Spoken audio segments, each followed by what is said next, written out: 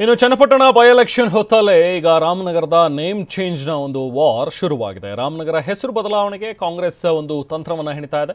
ರಾಮನಗರ ಜಿಲ್ಲೆಯ ಹೆಸರನ್ನು ಬದಲಾವಣೆ ಮಾಡಬೇಕು ಅಂತ ಹೇಳಿ ಶಾಸಕರ ನಿಯೋಗ ಇವತ್ತು ಸಿಎಂನ ಭೇಟಿಯಾಗಿ ಮನವಿಯನ್ನು ಮಾಡಿದ್ದಾರೆ. ಡಿ.ಕೆ. ಶಿವಕುಮಾರ್ ಅವರ ನೇತೃತ್ವದ ರಾಮನಗರ ನಿಯೋಗ ಅಂದರೆ ಆ ಭಾಗದ ಒಂದಷ್ಟು ಜನ ಶಾಸಕರು ಇವತ್ತು ವಿಧಾನಸೌಧದಲ್ಲಿ ಸಿಎಂನ ಭೇಟಿಯಾಗಿದ್ದರು, ಮನವಿಯನ್ನು ಸಲ್ಲಿಸಿದ್ದಾರೆ.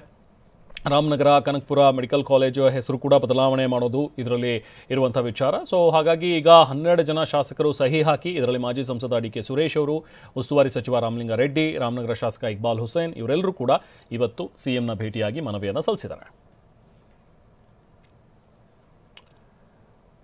ರಾಮ ಇದ್ದಾನೆ ಅಂಥೇಳಿ ರಾಮನಗರದ ಹೆಸರು ಬದಲಾವಣೆ ಮಾಡೋದಕ್ಕೆ ಕಾಂಗ್ರೆಸ್ ಅವರು ಹೊರಟಿದ್ದಾರೆ ಅಂಥೇಳಿ ಅಶ್ವಥ್ ನಾರಾಯಣ್ ಅವರು ಬಾಂಬ್ ಸಿಡಿಸಿದ್ದಾರೆ. ನಾಮಕರಣ ಮಾಡೋದೇ ಇವರು ದೊಡ್ಡ ಸಾಧನೆನ ಹಾಗಾದ್ರೆ ಅಂಥೇಳಿ ಬೆಂಗಳೂರಿನಲ್ಲಿ ಶಾಸಕ ಅಶ್ವಥ್ ನಾರಾಯಣ್ ವಾಗ್ದಾಳಿ ನಡೆಸಿದ್ದಾರೆ. ಬೆಂಗಳೂರು ದಕ್ಷಿಣ ಜಿಲ್ಲೆ ಆಗಬೇಕು ಅಂತ ಹೇಳಿ ಇವರು ಮನವಿ ಮಾಡ್ತಾ ಇದ್ದಾರೆ ಕಾಂಗ್ರೆಸ್ನವರು. ರಾಮನಗರ ಜಿಲ್ಲೆ ಹೆಸರು ಬದಲಾವಣೆ ಜನ ಒಪ್ಪೋದಿಲ್ಲ. ಜನ ಕಾಂಗ್ರೆಸ್ ಪಕ್ಷ ಅವರ ನಿರ್ಣಯವನ್ನ ಖಂಡಿತ ಒಪ್ಪೋದಿಲ್ಲ. ಕುಮಾರಸ್ವಾಮಿ ಸಹ ವಿರೋಧಿಸುವ ಕೆಲಸ ಮಾಡ್ತಾರೆ ಅಂತ ಹೇಳಿ ಬೆಂಗಳೂರಿನಲ್ಲಿ ಶಾಸಕ ಅಶ್ವಥ್ ನಾರಾಯಣ್ ವಾಗ್ದಾಳಿ ನಡೆಸಿದ್ದಾರೆ.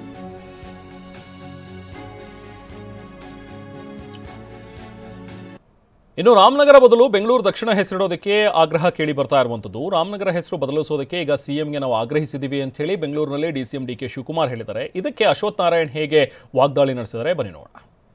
ನಾವು ಈ ಸಂದರ್ಭದಲ್ಲಿ ನಮ್ಮ ಏನು ಒಂದು ಹೆಸರಿತ್ತು ಆ ಹೆಸರನ್ನ ಉಳಿಸ್ಕೊಳ್ಬೇಕು ಅಂತೇಳಿ ನಮ್ಮ ಜಿಲ್ಲೆಯ ಎಲ್ಲ ನಾಯಕರುಗಳೆಲ್ಲ ಕೂತ್ಕೊಂಡು ಚರ್ಚೆ ಮಾಡಿ ಇವತ್ತು ಮುಖ್ಯಮಂತ್ರಿಗಳಿಗೆ ಅವರು ಒಂದು ರೆಪ್ರೆಸೆಂಟೇಷನ್ ಕೊಟ್ಟಿದ್ದಾರೆ.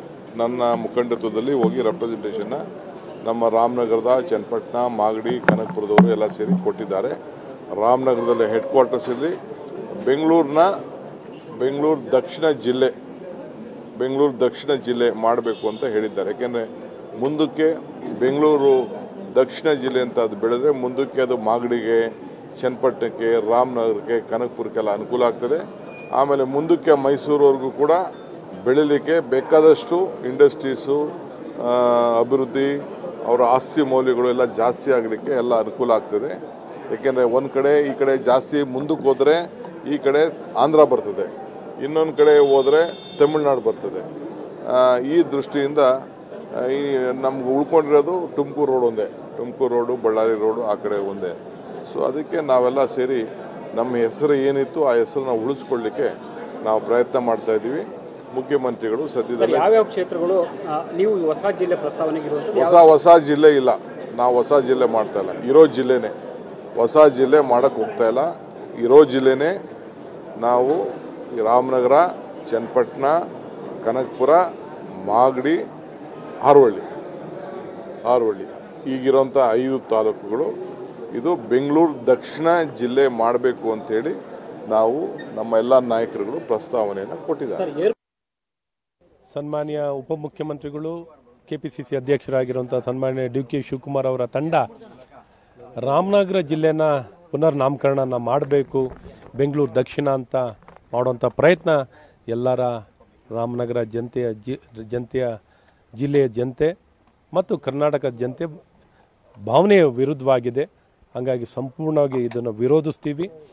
ಏನು ಈ ಕಾರಣ ಕೊಡ್ತಿದ್ದಾರೆ, ಈ ಕಾರಣಗಳು ಸತ್ಯಕ್ಕೆ ದೂರವಾಗಿದ್ದು ಬೆಲೆ ಏರಿಕೆ ಆಗುತ್ತೆ ಅಂತ ಮತ್ತು ತುಷ್ಟೀಕರಣದ ರಾಜಕಾರಣವನ್ನು ಮಾಡಲಿಕ್ಕೆ ಇವರು ರಾಮ ಅನ್ನುವಂಥ ಹೆಸರನ್ನೇ ಇವರು ಸಹಿಸ್ಕೊಳ್ಳಲ್ಲ.